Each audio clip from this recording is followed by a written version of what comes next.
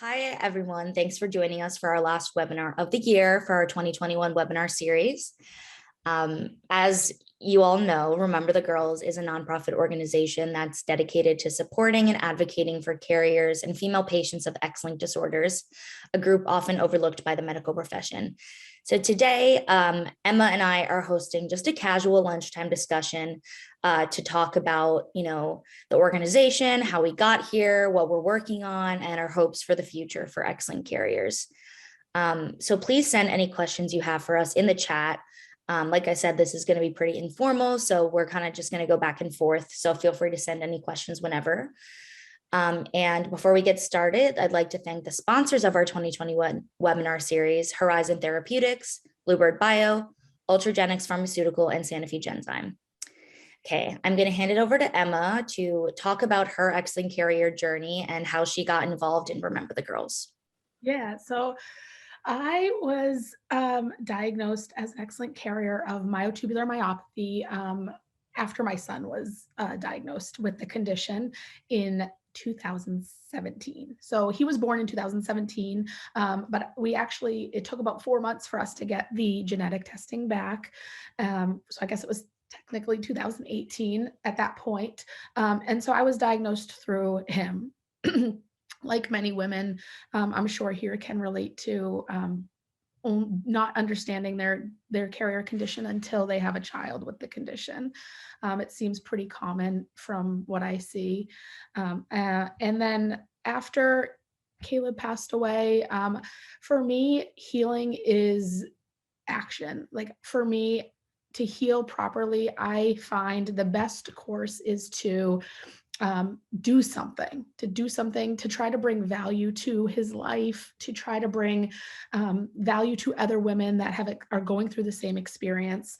So as most of you probably know, in advocacy, it's hard because you get stuck. You feel stuck. You are always doing something, or you feel like you're always doing something, and not necessarily, it's not a direct course of action. So you do something and something happens. Sometimes you feel like you're just fighting and pushing and nothing is coming from it. And so with Remember the Girls, I found that gave me a platform to actually feel productive in what I was trying to accomplish.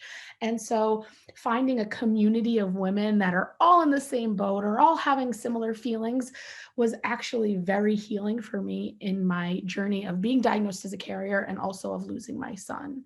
And so I connected with Taylor, and it just felt right. It felt like a good place for me. And so this all happened pretty quickly after he passed away in 2018, but I felt like I was coming home. Like I felt like this is where I was supposed to be, and this is where I was supposed to do work and feel productive and heal. And so again, this was 3 years ago at this point, and it just felt good. It felt like I had found the community for me. Thanks, Emma. I forget how we first got in touch? So did you come across Remember the Girls on Facebook? Did you hear about it from someone else in the MTM community? Like, do you remember? Honestly, I don't necessarily remember, but I feel like that's how all my most important connections are done, is it just happens. And I'm like, I don't know how that happened, but I think it was just meant to be this way, because I actually don't know how it came about. I don't think I was actively searching for anything. I think you just kind of showed up in my life, and that's just how it was supposed to be. Probably my guess would be I researched organizations for X-linked conditions, and I'm very into research in general. So whenever I put my time and my energy into something, I do it 100%. And so I probably just came across you through research online and through Facebook. Yeah. Yeah. I feel like, I don't even remember like when we first got in touch, but I feel like right when we met, you wanted to take like a really active role in the organization, which was so amazing to me because, at the beginning, I was, running the organization myself, pretty much doing everything, trying to build it. So you coming into the group and wanting to take such an active role really propelled us to all the growth that we've had in the last couple of years. So definitely meant to be. Do you see the sun coming in right now? Yeah, it looks pretty though. It just like flashed in. It's like, I take those as a sign. So, Yeah, I'm Taylor. Oh, also, I don't know if you mentioned, but you're the president of Remember the Girls. Yes, yes. Yes. I'm Taylor. I'm the executive director, and my X-linked story started in 2001 when my dad was diagnosed with an X-linked disease called adrenoleukodystrophy, or ALD for short. Since ALD is an X-linked disease, any man who has an X-linked disease will pass that condition down to any daughters that he has, since fathers always give their only X chromosome to their daughters. So when he was diagnosed, my family learned that I was a carrier. And, I was only 3 years old at the time. So, of course, my family was really focused on my dad's condition. ALD is a neurodegenerative disease that still really has no treatment other than a stem cell transplant. But my dad was diagnosed pretty late. So, there wasn't really any options for him. And the doctors told my family, that we didn't have to worry about me, that I was just a carrier, that I would have a 50% chance of passing ALD down one day when I had kids. But, obviously at the time I was 3. So, kind of just push that to the side because we obviously didn't have to think about that for a really long time. And my dad passed away in 2003 when I was 5. And I don't remember not knowing that I was a carrier. My dad was in hospice care when he was sick. So I knew what ALD was. I was around it. My mom got some pushback from people saying that me and my brother shouldn't see my dad in that state, that was going to ruin our childhood and really affect us. But in retrospect, I'm glad that I had that time, with my dad, even though that he was sick, because otherwise I would really have no memories of him. And yeah, it definitely made me grow up fast. But I feel like when you're dealing with some, a genetic condition in your family, you need to have that, level of maturity from a young age to kind of handle what's going to come in the future. So every few years, my mom would kind of sit me down and re-explain what it meant to be a carrier. And she would draw out, X and Y chromosomes and help me understand, what it would mean for my future. And she also wanted to make sure that I stayed involved, in the ALD community, even after my dad passed away, since now I was the only one, in my immediate family who had ALD and had the gene. So we started going to some conferences and I started meeting other carriers. And I noticed that most of them were similar to Emma's situation, where they found out that they were a carrier after having a son who was diagnosed with the disease. And I really didn't meet any other carriers my age for a really long time. But, doing what a teenager does, I turned to Facebook and I created a group when I was 16 for young ALD carriers. At the time, it was supposed to be under the age of 25, and now it's under the age of 30. And I started meeting, some different carriers that were closer to my age who found out similar to me, who had a dad that was diagnosed or who had a brother that was diagnosed, and found out, when they were younger. And this, I say a lucky position so that we could plan for our future. It was also at this time that it was starting to become more of a conversation that women in the ALD community could have symptoms. For a long time, as with all X-linked conditions, they thought that X-linked diseases only affected, biological males, because they thought since women had 2 X chromosomes, that one of them would basically compensate for the other X chromosome that had this mutated gene. So now we know that that's not true. Oftentimes women, they don't suffer the same fate of the disease as men, but that's also not always the case. But at the time, they were saying it's super rare for carriers to get symptoms. They're really mild. So, I still wasn't really that worried. But as I became more involved in the community, I started realizing that, a lot more carriers got symptoms than what they were saying, that we weren't being researched, that, we were just being told that we were really lucky to just be carriers because we didn't, have suffer the same fate as the men in our community. And I definitely, understand where that's coming from. And ALD, is a fatal disease in men. And so, obviously women, we do have less severe symptoms and it's not fatal in women, but we still have a lot of our own concerns and mobility issues. There's a lot of women with ALD in their, 40s, 50s, 60s who are in wheelchairs. And I definitely don't think that's a mild symptom, to lose the ability to walk. Um, so I don't really know even exactly how it happened, but I started learning that there was other X-linked diseases where women were facing the same exact issues, where like it was clear they were having symptoms, but they were just considered carriers. They weren't being researched. On top of that, we also had family planning choices to make, which can often be difficult, also financially, but emotionally, facing certain stigmas and judgment. And then also just this big gray area of the unknown. Like there's so little known about, we're in these rare diseases and then we're this sort of subpopulation within these diseases. So we just exist really in this gray area. And so it just kind of clicked in my mind, like, I know I didn't know that other X-linked diseases like even existed. And so I figured that a lot of other women, like it would be really eye-opening to see that it wasn't just ALD, that was having these issues. There were so many other diseases. So in 2017, I started Remember the Girls. It really just started off as like a Facebook group. Well, I was in 501c3, and it really was just a Facebook group at first for just women to like come together and talk and really realize that this was an issue like affecting the whole X-linked community. And over the last almost 4 years now, it's just grown so much. We have over 1,200 members in our group from over 30 different countries in the world, over 50 different X-linked diseases, that we have carriers that are a part of. And I feel like we've really worked to like fill this gap that has existed for so long. And, Remember the Girls is the only organization that's dedicated to supporting carriers and advocating for greater support, greater awareness, greater education, greater research, greater access to reproductive options, genetic testing.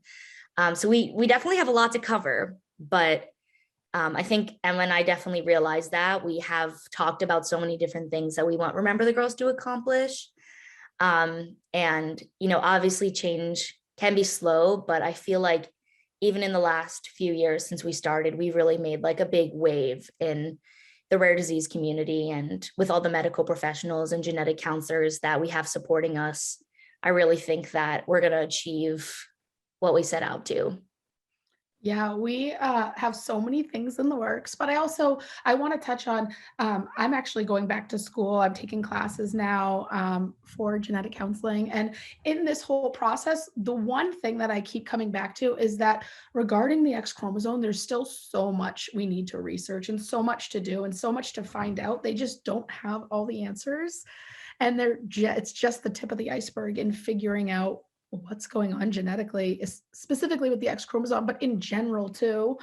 And the fact that I have a daughter now who is, she has a 50% chance of being a carrier like myself it just emphasizes to me that we have so much work to do for our future generations of women carriers of all sorts of conditions, but specifically X-linked conditions. That darn X chromosome, right, Christy? Okay, so yeah, we're definitely working on a lot of different things. So one of the first questions that I wanted us to address is just what are we currently working on? And I'll start by talking about some of the programs and projects that we have grants for. So the biggest one that we're working on right now is the Family Planning Toolkit. So a few people, even on this call, have participated and shared their stories in a form of a testimonial video. But we're creating an online toolkit where we're basically laying out all the different family planning options that a carrier might choose. So anything from doing, natural conception, to in vitro fertilization with pre-implantation testing. There's adoption, there's prenatal testing, like there's a lot of different options. And we found that carriers are sometimes not given the full range of options by like their medical professionals, because maybe there's an assumption about which one they prefer, or, insurance coverage, and saying, oh, that you won't want this option because your insurer doesn't cover it. we felt like there needs to be one place that X-linked carriers and really all genetic carriers can go to find out this information. So we have like 5 genetic counselors who are helping us create educational videos. And then also members of our group who have gone through all these different options, talking about their experiences and, what it was like for them, the things that they had to consider before they made the choice to go through this certain option. And then we're also going to include resources so women can find out if their insurer does cover these options, if not, how they can try to like appeal using like a letter of medical necessity. So there's a lot in this, but it's definitely a resource that's really needed, especially as, genetic testing increases and more carriers are finding out at a younger age. So yeah, that's like our main project we're working on, but we also have a grant to create an awareness video that we can use as a resource. So we're working on that right now.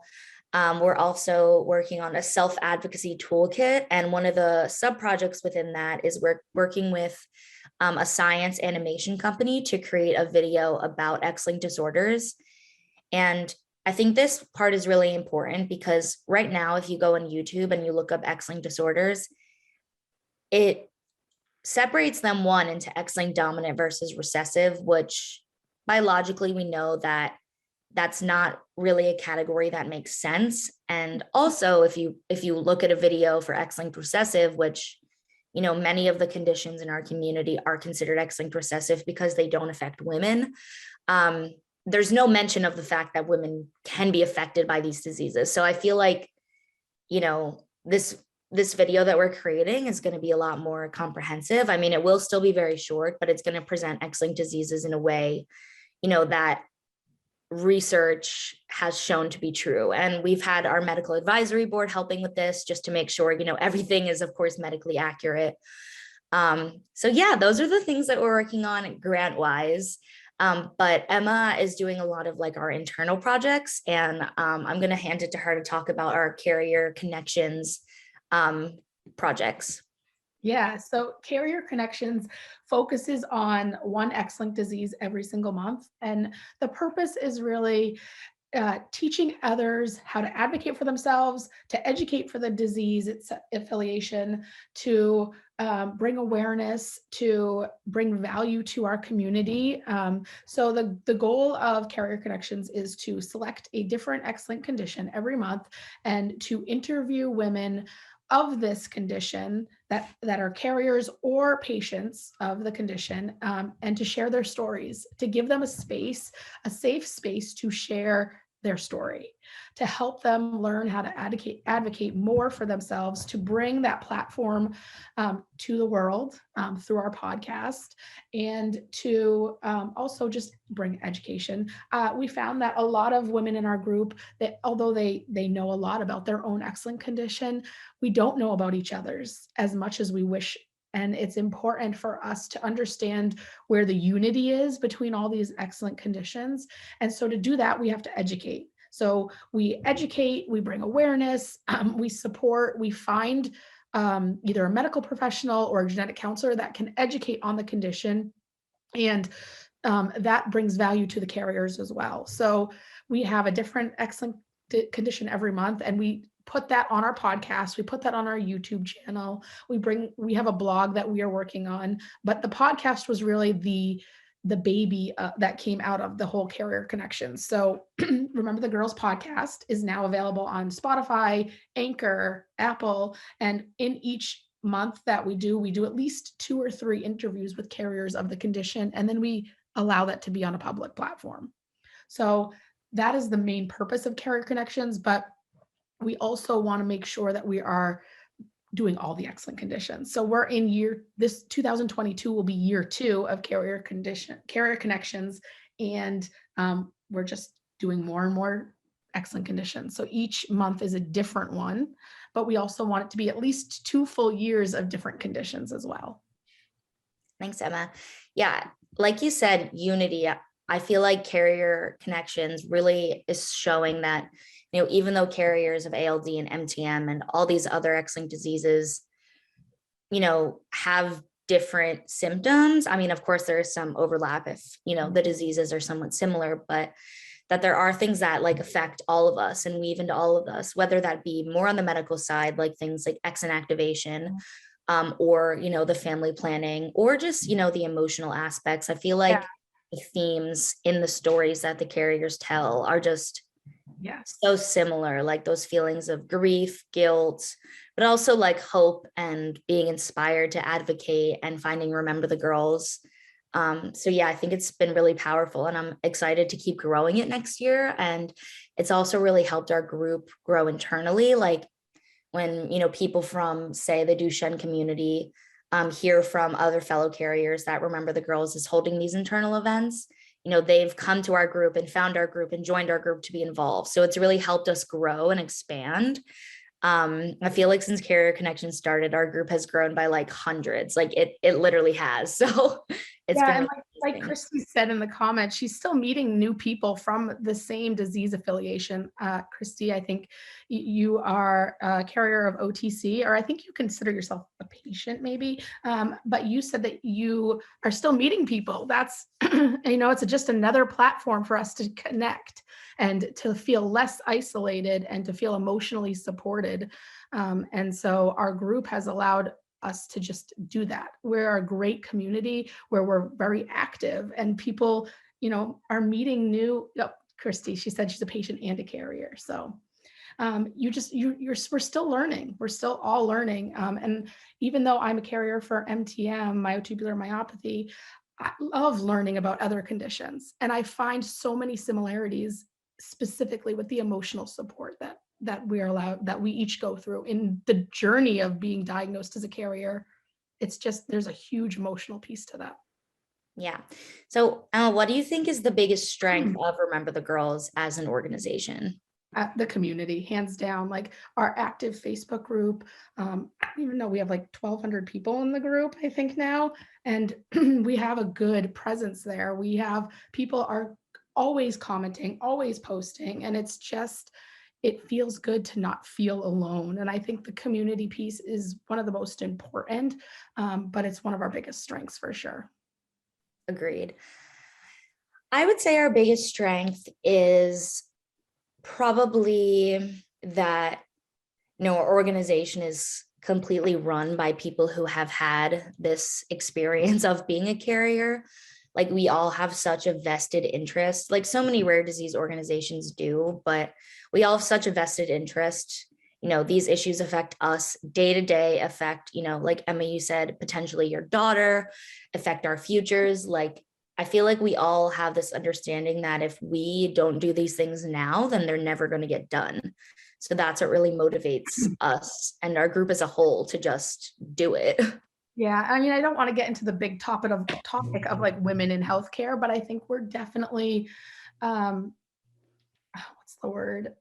There's just not a lot of research done on women in medicine and healthcare. Like even Tylenol, like you know, all the research is done on men.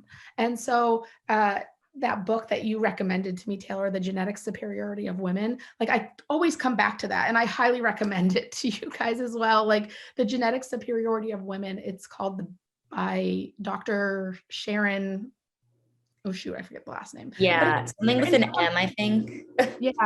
yeah, Malloum. And so there just needs to be more done with women and research and medicine. And I feel like we that's one of the things we advocate for because Yeah. you know, we're all women. Yeah, something that that definitely plays a huge role, I think, in why carrier issues have been brushed to the side for so long. Like, Yeah. I always think, like, what if it was the reverse, and what if women were the patients and men were the carriers? There would be no way that men would be facing the same issues as we are as women carriers. Like, if it was reversed, it would be totally different. Like, and yeah, it's because, you know, the lack of sex specific research on women, the lack of research into conditions that primarily affect women, like autoimmune conditions, which often do have a link Mhm. to the X chromosome as well. Yeah. So yeah, this also flows into our next question, which is like, what's one of the things you hope for the future, like something that we can support? Research is probably a big one. Yeah. I always come back to just research on the X chromosome. Again, I don't think we have all the answers. I mean, X inactivation, it comes up all the time. We don't know why, and I understand why it's hard to research, but we don't have the answers why some women are more affected than others. And we also can't test, like, you can't, there's no one general test to test for it. And I understand, X inactivation in your muscle cells versus X inactivation in they're all different. And so you'd have to test your entire body to get answers, and it would be disease specific. But why? Why don't we have those answers? And is it Yeah, because of sex discrimination? Is it, like, I think maybe? it plays a big role, definitely. Just that And this is a women's biological women's issue. yeah, and I think that that's one of the things we need to push for. Like, family planning is always going to be a huge topic in our community, and something we always are going to educate on, something we always want to share and help and support with, because that's always going to be a huge topic. But I think if we were to look into more research on how we can really make a big wave for research on the X chromosome, that would be the most incredible thing. Agreed. It's so hard, like with ALD, symptoms are really like related to age and, usually start in your 30s, but can also start earlier. But it's like, I mean, I don't think I have anything that affects me now, but from time to time, I notice like, my hips seem to be more in pain than others. And I'm like, I know this is common with ALD, but there's no way I can know if this is related.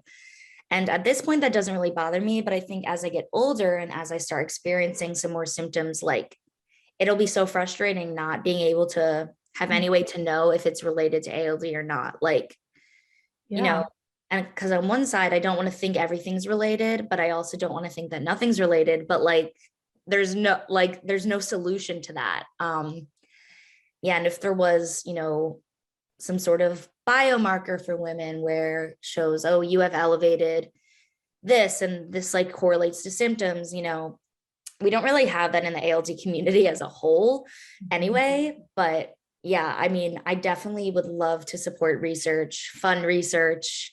That's definitely like a major goal of Remember the Girls. Well, it's also like I went to I changed my primary care the other a month or so ago, and I go in and I have to 100% advocate for myself, because if I don't, they don't know what I'm talking about as a Yeah. carrier. And even when I explain to them, they're still like, yes, okay. And so I feel like I'm the one educating them. And if I didn't have know what I know about my condition, nobody would know anything. Like, Yeah. I feel the same exact way. And I've told this story so many times, but when, I'm 23 now and I've been going to like the OBGYN since I was like 15. And, every single appointment I've ever had, I've mentioned how I'm a carrier of ALD, and not a single time has it ever been mentioned to me if I know my family planning options, if I've seen a genetic counselor. And yeah, thank God I do, because otherwise, all those like OBGYNs were completely silent. I get they're not genetics professionals. They don't have to be, but they at least should have, a connection and think, okay, this girl's a carrier. She's, getting into her 20s. It's probably important for her to know that make sure she knows that she could pass this disease down. And obviously I do know that, but yeah, it's like, if I didn't go in there and push and for myself and always mention like how I'm a carrier, like this could have gotten completely brushed over. And that really worries me. Other women out there who maybe don't know that much yet about their condition, or are being misled by doctors and being misled to think that they can't be symptomatic because they're just a carrier, which we obviously know isn't true. But it just really worries me that this is happening all over the world. I mean, you see it in our group all the time. Like one of our members from the UK recently posted, I believe she had ALD, and just posted about how she went to see a doctor about symptoms she was having, and the doctor said flat out, like, you can't have ALD because that's a disease that only affects men, like flat out. And it's so frustrating because if this doctor were to go on Google, he would see tons of articles which show that women have symptoms, but it's like there's just some misconnection there. Yeah. And so I go back to my mom's doctor. My mom's doctor is very old school. He's been practicing, he's probably in his 70s. Okay. So he's been practicing for 40 plus years. I mean, when was the last time he actually looked into like any of the newer genetic stuff? Right. And so my mom went to him and was like, I want to be tested because I want to know if I'm a carrier. My daughter is. Um, and he flat out said, well, what's the point? Like, you're not going to have any more children. And she was like, well, like I have a couple of things that I think might be symptoms. And so he had to go in and he just like looked up a generic Google search or looked in his old school textbook and was like, well, women don't have symptoms. So why do you think these are connections? And she was like, well, that's not really fair for you to say. Like, when was the last time you actually educated yourself on these topics? And so it's just an example of like, you know, what we're facing when we Yeah. go to our doctors. It's like if we're not advocating for ourselves, if we're not pushing and fighting all the time, then we don't get answers because nobody else is there pushing and fighting. And that's so frustrating. I mean, I've heard you talk about like your mom's experience with trying to get testing, but just the fact that doctor would say, well, what's the point of you knowing? Like that just frustrates me to no end. Like, Yes. I think everybody, and this is obviously my own opinion, I think we all should know ourselves on a genetic cellular level. There's so many things that can come from that. And I also understand knowing too much, right? Like the ethics of knowing too much or knowing when to know. Like once you know, you can't unknow, right? So like I understand that whole component as well too. My mother-in-law is a clinical bioethicist. Like I get it. But I also think there's a benefit to us to know ourselves on a cellular level, even if people don't think or know that there's a correlation. Like we just don't know. Genetics is such a new topic. I mean, DNA was just discovered in the 60s. Like that wasn't that long ago. So, I mean, we could get into the bigger topics of that, but I think that it's important for us to know ourselves and specifically if we know there might be a correlation. yeah.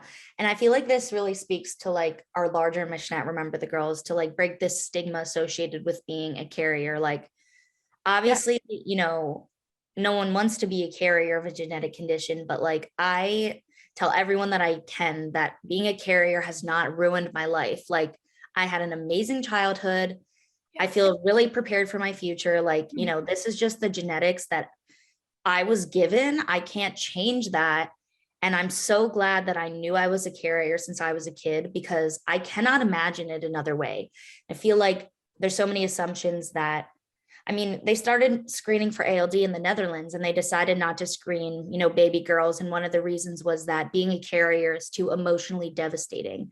Well, it's a lot more emotionally devastating having a child that passes away because you didn't know you're a carrier. Yeah. Like, Mhm. and of course, the people who made this decision did not consult any carriers. They just assumed, probably because we're women, that being a carrier is too emotional.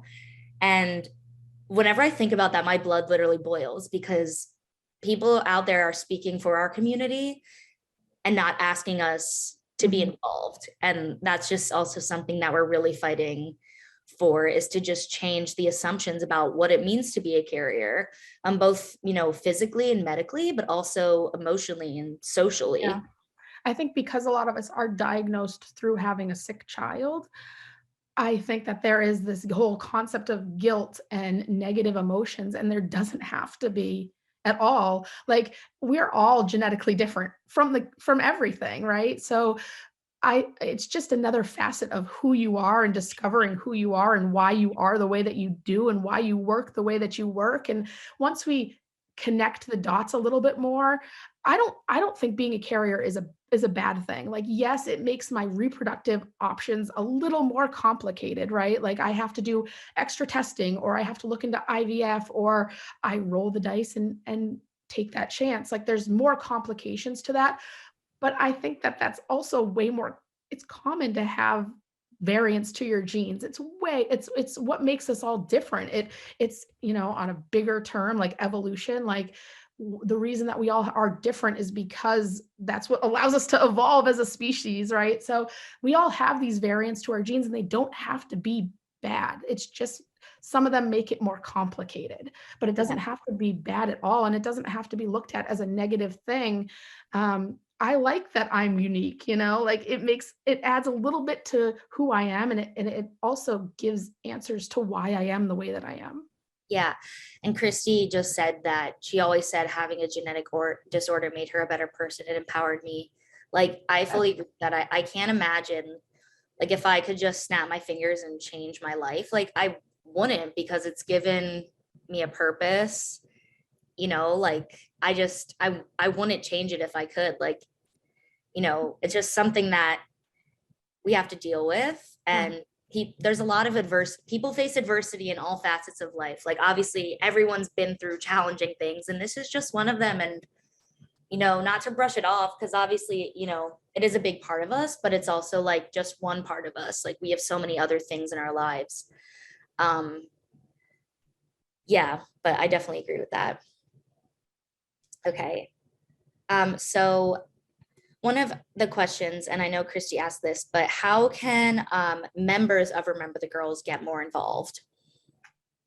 Yeah, so I'll start with the carrier connections too, because as we go through each disease affiliation, if anybody wants to share their journey or share their story on our public platform of our podcast and YouTube, I'll gladly interview you anytime. It doesn't even have to be within the same your disease affiliation month. Like, our podcast is growing, and we want to share as many stories as we can, as many topics as we can. It's not going to be just interviews. It's going to be webinars and educational content. But if anybody wants to share at any point on our public platforms, just reach out to me, and we can schedule that, because that is really the core of what we are as a community, is just sharing our stories and Yeah. teaching each other how to share your stories. Because I Yeah, feel like the more I share, the more I learn how to share. me too. And yeah, we have our blog. Like, we are always looking for people from our group to write for our blog. Like, you can literally write about whatever topic you want to, like any aspect of your story. Like, there's no expectations around it. We also have our amazing content creator intern, Andrea, and she's always looking for people in our group to send her photos, send her like things about their story. Like, she's always looking to post more content about like women in our group. And I think Facebook, our group, even though our group is really active, like, Facebook algorithms just suck. So it's really easy to like miss things. So Yeah. I'd make sure you're subscribed to our newsletter, which you can make sure you do on our website. But yeah, I would say keeping updated with our events. We're planning to have like our first virtual conference like in the fall of 2022. So we need to start planning that. But we're not going to have our monthly webinar series, but we will have carrier connections going on every month. And also webinars here and there from time to time. So, just stay posted. Christy, I know you do. Yeah, and I mean, this is as much your community, it's as much all your community as it is ours. So if you ever have any ideas for projects or something that you want to see, some value that we can help bring, just reach out. I mean, again, this is just as much your community as it is ours. So you're welcome to come up with new ideas or whatever you think would be beneficial to our group as a whole. We'd love to help you get that out there. Yeah, or just feel free to post in the Facebook group at any time, like about anything. Like, if you have an idea, if you want to work on something with other people in the group. Yeah, like Emma said, we're working on a lot of things, but there's so much more to be done. So we always need extra, help and time. Like, we want everyone to be involved as much as they can. So yeah, Christy, definitely send some I message. know. We can have Yeah, you and that do a the vlog. sharing and navigating yourself in the medical world. I just saw your comment, Christy. It's so complicated, right? Like, teaching others how to advocate for themselves with their doctor is a huge topic, and I'd love to do something more on that. I actually, my mother-in-law, she's a clinical bioethicist. I want to have her come on and share the best way to do that, because I mean, again, it's not one direct course, but there is some kind of guideline we can work towards. Agreed. Okay, last question. And I really love this question. And from one of my friends, Anthony. So he says, how can I best advocate and raise awareness for carriers? My mom is the only carrier I personally know. Um, I'm sorry, can you repeat that one time? Yeah, In the it's comment. how can I best advocate and raise awareness for carriers? My mom is the only carrier I personally know. Um, I think firsthand sharing stories is going to be the best connection piece. Sharing her story as a carrier on as many platforms as you can, podcasts, blogs, try to connect her with other people and educate her on how to share her story. You can share her story. You can share any of our stories. It's all about connection. And I think that's why our group is growing so much, is because we're all just sharing a little piece of our heart with each other. And that's really what it comes down to. Well, I mean, I truly believe we were all put on this earth to connect with each other and to share the journey of who we are and how we got to this point. And so if your mom is the only carrier you know, share her story, share her journey, or help her do the same. Yeah, or, you know, obviously I don't know your mom personally, Anthony, but I think making sure that she feels seen, like obviously I'm not a mother, but I've seen from a lot of women in our group, like, especially when they have a son who has an X-linked condition, like it can be difficult to focus on yourself and your own symptoms if she has any. And just, yeah, like your own health, which definitely goes for mothers across the board, not just carriers, but just making sure that like she feels seen in the community and in your own family. I don't know if you even have had personal experiences like in doctor's offices where you've like seen her get brushed off or something, or told, oh, you're just a carrier. I'm sure there's also those firsthand experiences. And remember, the girls, while our group internally is for women or people with 2X chromosomes, we also like have a lot of external events, and we share tons of things on our social media. So there's always things that like you can still share and support. And if your mom has a Facebook, let me know, and definitely share the Remember the Girls private group with her, because I think that's where a lot of the magic happens, is within like our closed group where we have that like really core system of support. The last thing I think is something how people outside the community, carrier community, can support carriers. I think one big way is like asking, if you know a carrier in your life, is asking like what they consider themselves as. So like a lot of women in our community and in the ALD community, we barely even use the term carrier anymore, since so many women eventually get symptoms. And a lot of women do not want to be called a carrier because they feel like that's demeaning and diminishing of their symptoms. So like if you know someone and, just ask them like, if you have a conversation like, oh, so what do you consider themselves? And that might be a carrier, that might be a patient, that might be a manifesting carrier. But I feel like the language can really make someone feel seen. Like if people are not just calling them a carrier, but are seeing them as actually a patient and someone who does have this disease, I think that that could be really huge. And obviously, you might mess up. Like people call me a carrier all the time. I still call myself a carrier in a lot of circumstances since I don't have symptoms yet. I'm not going to yell at anyone for using a certain term. But just from what I'm seeing firsthand, it really can make someone feel like respected, being seen more as a patient than a carrier, especially if they are really symptomatic. Yeah, terminology is so important in our community, but again, it is very personal, right? So, I have talked to women who prefer the term carrier. I've talked to women who prefer the term patient or female patient. But it's such a personal journey and a personal story. I mean, just asking what you prefer to be called is going to be the best course of action. We also talked about at one point rebranding the term carrier in excellent conditions. That's something that we should and will explore more. It's just has a lot of facets to it.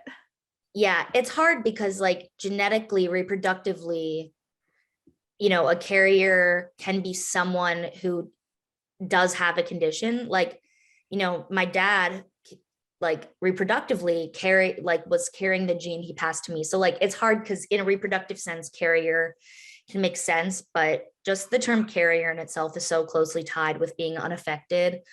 I mean, you even hear it all the time with COVID, like asymptomatic carriers are passing COVID around to people and not getting sick.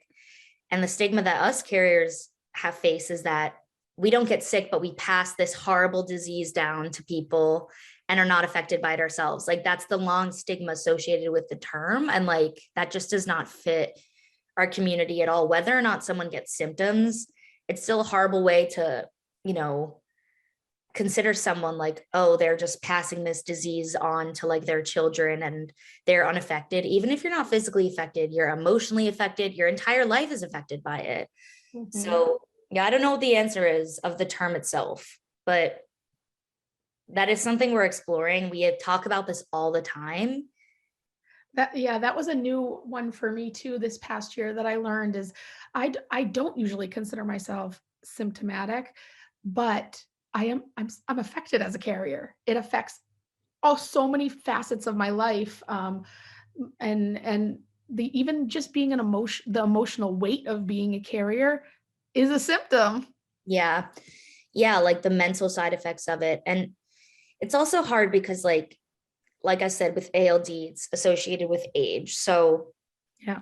when would I cross that line of being just a carrier to being a woman with ALD? There's no clear line. So like when does someone make that decision to start considering themselves a woman with the disease? Like, you know, if I start having some more like problems with my hips, and I don't know that that's related to ALD, how will I know that now I'm a woman with ALD versus a carrier? So it's so hard. Like, and yeah, everyone has their personal preference. And I see why also people wouldn't want to be necessarily referred to as like a patient, especially if they don't really have symptoms. But yeah, I think I just like a woman with ALD, woman with the ALD gene, affected by ALD, like, because yeah, it does affect everything about us. Like we have this mutation, and whether or not we're getting the physical manifestations from it at the moment doesn't mean that we're not affected by it. Yeah, well, even with MTM, it's different. There is no age component necessarily, but it's like, is this a symptom or is it just how I am? Is this a symptom or is it because I'm a caregiver? Is this a symptom or is it just because this is the way that I was made? Like it's not, it's complicated and it's not black and white. And so some of the symptoms that I consider to be a symptom of being a carrier are things that like you can't necessarily medically fix. Like for instance, I will never be a runner. I'll never run marathons. And is that because, I am the way that I am genetically on from a different standpoint, or is that because I am that's a symptom of being a carrier of MTM? Like we just don't know, and it's not black and white enough for us to really say anything for sure. So Yeah. because of that, and I think a lot of excellent conditions are like that, but because of that, it's just so confusing and complicated. I do say I'm asymptomatic, but when it comes down to it, there are certain things that I think are because I am a carrier of myotubular myopathy. Yeah, I'm exactly the same. So yeah, it's like when do you decide you're just a carrier versus you have MTM? Like Yeah. it is such a weird line because there's no way for us to even know. And obviously, but in both of our communities and in a lot of excellent communities, there are women who have very severe symptoms that they clearly know are related to the disease. But for so many of us who are in our positions, like with no way to know, that's the terminology just gets so confusing. It Well, really I does. think when I went to my primary care, it was a new doctor, and I think like just to keep it simple for her, I Yeah. say symptomatic. But I'm like, but do I really want to get into this with her? Is it important enough? Like, does it affect my everyday life? No. So I'm just going to say I'm asymptomatic because it's easier for her. Yeah. Yeah. I've done that. Like, I just don't even know if there's a point in bringing it up. And like with a primary care doctor, they're not, well, I've had some great like doctors that have done research on the disease. I have seen that before, but yeah, like, there might just be a note in one of my files, like hips are sore sometimes, but the only one who's eventually going to connect that to ALD, I know is me. Like I'm the one who just has to follow my own symptoms. I'm the one who, if, my hip issues or whatever get worse, it's not going to be my primary care doctor who's going to be like, oh, this is ALD. No, that's going to be me who makes that connection. So, yeah, clearly we have a lot to work on. We've come so far as an organization, but there's still so much to do. So we're really excited for the next year, and we want to thank everyone for their support. Yes. Make sure you're subscribed to our newsletter, because we'll be sending out an end of the year report and also posting it on social media. Emma, if you have any last words. No, just thank you all. Thank you all for being here and being a part of our amazing community and helping us grow and learn and educate, because we really do require all you guys to share who you are and your stories in order for us to be who we are. Definitely. Well, Happy New Year, everyone. Thank you.